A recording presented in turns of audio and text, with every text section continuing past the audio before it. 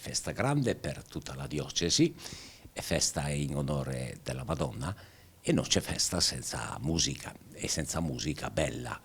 Di musica sacra ci sarà solo un brano introduttivo molto bello, con un po' di suspense perché non lo diciamo prima della serata stessa, ma poi saranno tutti brani lirici e sinfonici con il coro e con l'orchestra davvero belli, conosciuti anche, quindi che la gente sicuramente seguirà volentieri, e sarà un modo simpatico di ritrovarci in piazza dopo essersi ritrovati diciamo in chiesa, in cattedrale, a lodare, a ringraziare la Madonna, a vivere un po' le feste di luglio, come usiamo dire. Quali saranno i brani eseguiti in occasione del concerto del 2 luglio?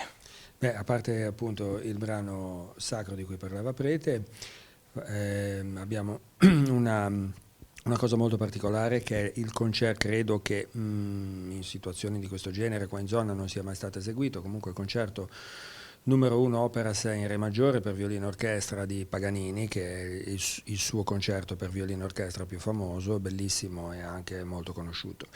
Di grande spessore anche virtuosistico, violino solista ovviamente sarà Andrea Cardinale, che già in passato ci ha lietato col concerto di Tchaikovsky.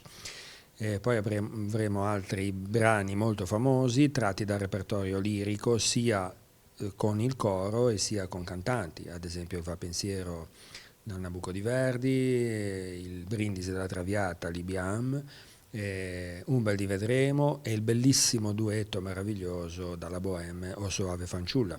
Senza dimenticare il cosiddetto coro dei gitani, Vedi le fosche notturne spoglie, che appunto nel gergo popolare è conosciuto come coro dei gitani o coro degli zingari dal Trovatore.